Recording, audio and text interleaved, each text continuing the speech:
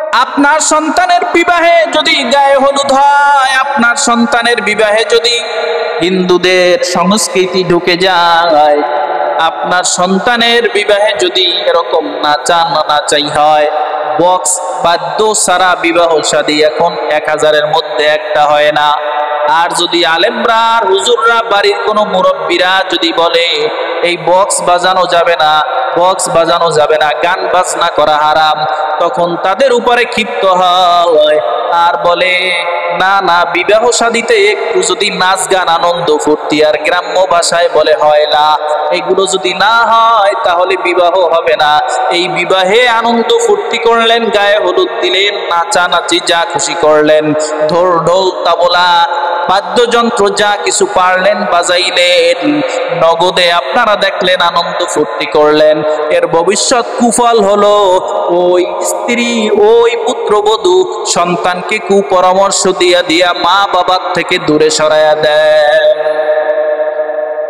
নগদ আনন্দ ফুর্তি। আচ্ছা, আপনারা দেখবেন, শুনছি যে ওই ভারতের মধ্যে যেই চ্যানেলগুলো আছে এগুলোর ভক্ত বেশিরভাগ মহিলারা।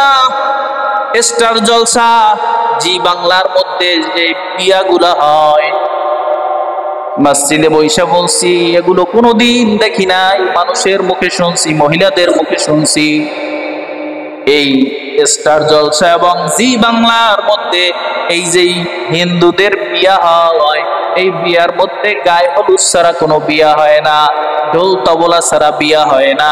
আমাদের গ্রাম্য ভাষায় যেই হয়লাগুলো হয় এরকম তাদের ভাষায়ও তাদের সংস্কৃতি এরকম মহিলাদের নাচানাচি ছাড়া তাদের বিয়া হয় না। এগুলো দেখে দেখে মুসলমানরা শিখলো এটা তো মদিনার নবীর আদর্শ না, মদিনার নবীর সুন্নত না, কোনো ওয়াজিব আমল না, বরং হারাম একটা আমল, হিন্দুদের আমল। অথচ যেই স্ত্রীকে, যেই মেয়েকে তার 14 জন পুরুষ দেখতে পারবে, আমরা দেখছি এবং শুনছি গ্রাম্য যেই গোসল করানো হয়, গোসল করানোর পরে নিয়ম কানুন পদ্ধতি হলো ছেলের দুলাভাই তার স্ত্রীকে নিয়ে, তার বউকে নিয়ে কোলে নিয়ে ঘরে ওঠা লাগবে। পোলায় কোলে নিয়ে উঠবে না, কোলে নিয়ে উঠবে দুলাভাই। পোলা এমন আতুর হয়ে গেছে, এমন প্রতিবন্ধী হয়েছে, ছেলে এমন প্রতিবন্ধী, ছেলে মনে হয় নিজে গোসল দিতে পারে না, আর একজন মহিলার আইসা গোসল দেওয়া লাগবে, কপালে হলুদ দেওয়া লাগবে, মেহেন্দি দেওয়া লাগবে, এছাড়া বিয়া শুদ্ধ হবে। এর কুফল হলো ওই সন্তান পরবর্তীতে মা বাবাকে জিজ্ঞাসা করে না। মা বাবা যদি এই গায়ে হলুদ, এই হারাম কাজগুলাই তারা যদি সাহস না দিয়া, উৎসাহ না দিয়া তারা যদি প্রতিবাদ করত, আমার সন্তানের বিবাহে এরকম কোনো হারাম কাজ হতে পারবে না, আমার সন্তানের বিবাহে এরকম কোনো হারাম কাজ হতে আমি দিব না, তাহলে আপনার মৃত্যুর আগ পর্যন্ত ওই পুত্রবধূর হাতের ভাত খায়া ইন্তেকাল করতে পারতে। আর বিয়ার সময় তো উৎসাহ দিছেন, এর পরবর্তীতে তো ওই পুত্রবধূর ওই কি বলে খুন্তি আর চেরার বাড়ি খাওয়া লাগে। এজন্য আগেই বলছি, জন্মের শুরুতে যদি বিসমিল্লাহ হয়, ভুল ওই ছেলে কোনদিন করে না কালেমা কবুল। গড়াইবার কালে যদি ইস্পাতে হয় চুরি, বালি দিলেও ধার ওঠে না, শুধুই লোহার ছুরি। যদি লোহায় ভেজাল হয়, ইস্পাতে ভেজাল হয়, সারা জীবন ধার দিবেন, ধার উঠবে না। আর যদি ভালো লোহা হয়, বাড়ির উপরে 2টা ঘষা দিলেই 10টা গরু জবে করা যায়। এজন্য বিবাহ শুরুতে যেন হারাম না হয়, সন্তান জন্মের পরে যেন হারাম না হয়। সন্তান ভূমিষ্ঠ হওয়ার পরে তোমার দায়িত্ব ছিল সন্তানের সুন্দরভাবে মাথাটা মুন্ডন করে, মাথাটা আমাদের ভাষায় বলে কামাইয়া, ওই মাথার যেই পরিমাণ চুলের ওজন হয়, ওই ওজন স্বর্ণকারের কাছে গিয়া ওজন কইরা চুলের পরিমাণ, ওই একটা স্বর্ণ, ওই চুলের পরিমাণ কিছু রৌপ্য অথবা রৌপ্যের যেই দাম হয়, এই দামটা তুমি গরিবের মাঝে সদকা করে দিবা, দান করে দিবা। আল্লাহ তাআলা ওই সন্তানের সমস্ত বালা মুসিবত বিপদ আপদ থেকে ওই সন্তানকে আল্লাহ হেফাজত করবে।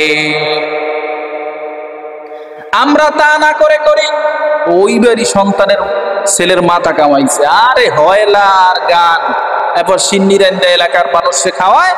আর একটু যদি এই ধনট্টবান হয়, সম্পদশালী হয়, তাইলে তো কি কও মাথা কামান্নে দাওয়াত। কাজের কাজ, আসল কাজ কিছু করে নাই। আপনার উচিত ছিল সন্তানের মাথাটা কামাইয়া ওই চুলটা যেই পরিমাণে ওজন হয় এই পরিমাণে একটা স্বর্ণ, একটা রৌপ্য, এক সাইডে দাড়িপাল্লার এক সাইডে রৌপ্য দিবেন, এক সাইডে এই ছেলের কামানো চুলগুলো দিবেন। আর ওই রৌপ্যের যেই পরিমাণে মূল্য হয় এই পরিমাণ মূল্য আপনি সদকা করে দিবেন। তা না কইরা তার থেকে হাজার হাজার টাকা বেশি আমরা খরচ করি, কিন্তু আসলে আমরা না জানা থাকা সত্ত্বেও, না জানার জন্য যে কিভাবে আমল করব, টাকা বেশি খরচ করি, কিন্তু ওই টাকায় কাজ করে না।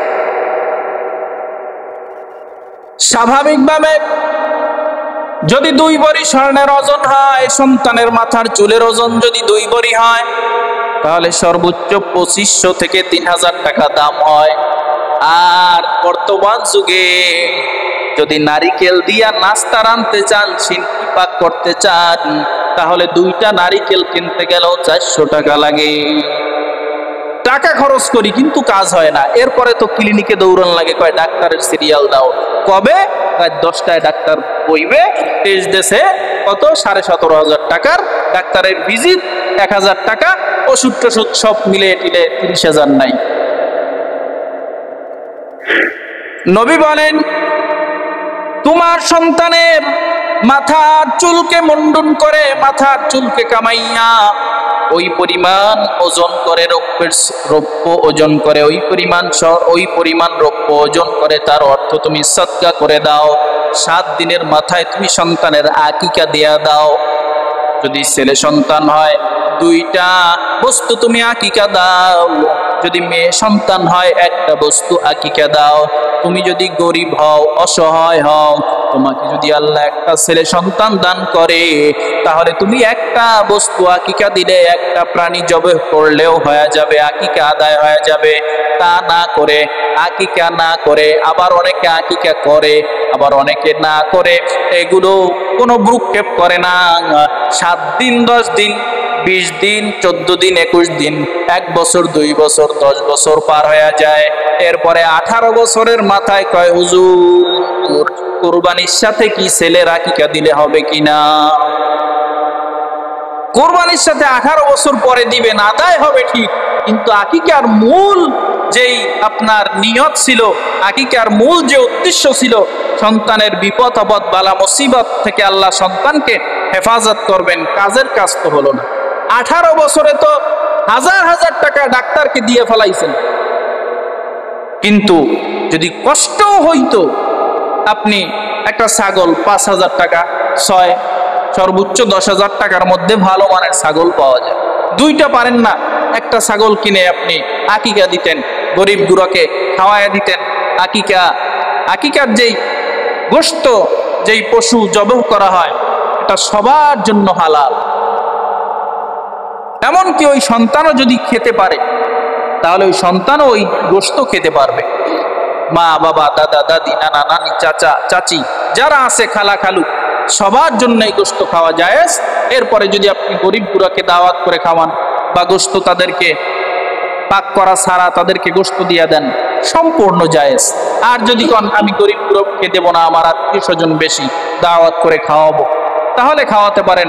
অনেকে আবার কি করে, এই আকিকা দিতে গিয়া 2টা ছাগল তো দিছি, আরো সাথে 10 কেজি গরু আনলে তো ভালোই একটা জমবে, আরো যদি আত্মীয় স্বজন দাওয়াত দিয়ে আমার পোলার আকিকা, এরা তো আর খালিয়াতে আইতে পারবে না, এরা তো কিছু মাল মেডিসিন দেবে, আমি নাই তরে হোমান উঠতে যাবো, মধ্যে কোনে অনুষ্ঠান হইবে, খাও। এই নিয়ত করলে, সুবহানাল্লাহ কইলে, এই নিয়ত করলে কিন্তু আপনার আকিকা হবে না। বিয়ার সময় অনেকে আবার টেবিল লইয়া বসে, তাইলে কি আপনি যে দাওয়াত দিচ্ছেন খাওয়াইবেন আর টাহাও রাখিয়ে দেবেন, এই নিয়ে তাকেই করছেন না। আপনি যেই অলিমা করলেন ওদিকে না যাই, যেই আপনি আকিকা করলেন এটা তো আপনার ছেলের বালা মুসিবত থেকে, মেয়ের বালা মুসিবত থেকে মুক্তির জন্য করলেন। আগেই যদি একেবারে ফান পাইতে বসে থাকেন যে আকিকার দাওয়াত দিমু, নানা বাড়ি দিয়ে একটা আংটি না দিলে কাউর গাঞ্জাম বোর লাগে ডকমতো বাজবে, অমুক বাড়ি দিয়ে আমার বইনেরা যদি আমার ছেলের কিছু স্বর্ণের চিনাটিনা না দেয়, মেয়েরে কিছু চিনাটিনা না দেয়, আমি হের মেয়েরে দিছি, তাইলে এবার অনেক বড় সমস্যা আছে। আমাকে নেয় থেকে আকিকা অনেকে করি, কিন্তু নেয় থেকে যে অমুকরে দাওয়াত দেবো 1000 টাকার কোন তো অমুকে দিতেই পারবে না, অনুষ্ঠানে 1 লাখ খরচ হইলে 1,50,000 টাকা উঠবে, অনুষ্ঠানও হবে, সব কিছু হবে, মাঝখান থেকে 50,000 টাকা আমার ব্যবসা। এইরকম নিয়ত করলে কিন্তু আপনার আকিকা আদায় হবে না। নিয়ত করবেন হ্যাঁ ছেলের নানা বাড়ি দিয়ে ছেলেকে কিছু হাদিয়া দিয়েছে, এটা পরে দিবে। আপনি নিয়ত করবেন আমি আকিকা করলাম এই সন্তানকে যেন আল্লাহ তাআলা সমস্ত বালা মুসিবত থেকে হেফাজত করে। আর এই নিয়ত করবেন না যে এই অনুষ্ঠানটা করলে অবশ্যই অবশ্যই আমি কিছু পাবো, নাই তরে হমান হমানও উঠতে পারলেও আলহামদুলিল্লাহ, এই নিয়ত করা যাবে না। হ্যাঁ যদি কেউ কিছু স্বইচ্ছায় হাদিয়া দেয় সেটা ভিন্ন বিষয়, কিন্তু আপনার নিয়ত থাকতে পারবে না যে আমি অনুষ্ঠান করলে অনেক টাকা পয়সা উঠবে।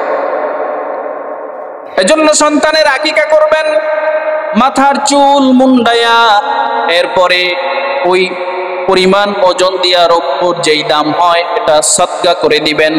আল্লাহ তাআলা সন্তানকে বিপদ আপদ বালা মুসিবত থেকে হেফাজত করবেন। যাদের বিবাহের মধ্যে গায়ে হলুদ সহ অনেক হারাম কাজ হয়ে গেছে, এগুলো ফিরাইবার মতন আর কোনো সুযোগ নাই।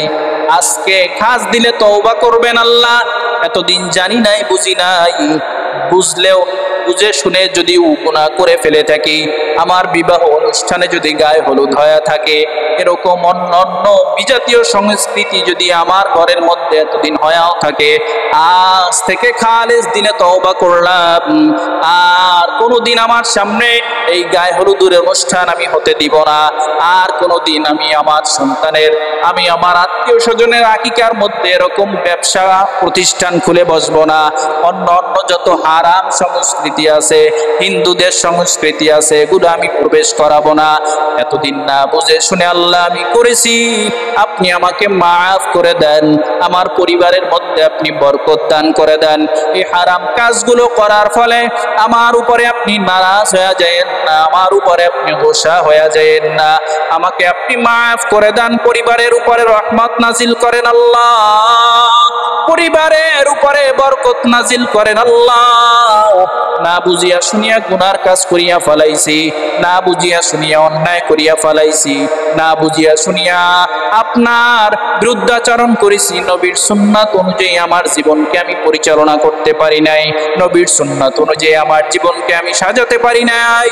আল্লাহ আপনি আমাদেরকে মাফ করে পরিবারের মধ্যে বরকত দান করে এই সমস্ত বিজাতীয় সংস্কৃতি, বিজাতীয় সমস্ত সংস্কৃতি থেকে আমাকে, আমার পরিবারকে, গোটা দেশবাসীকে, এলাকাবাসীকে কুদরতি হাতে আপনি হেফাজত করে।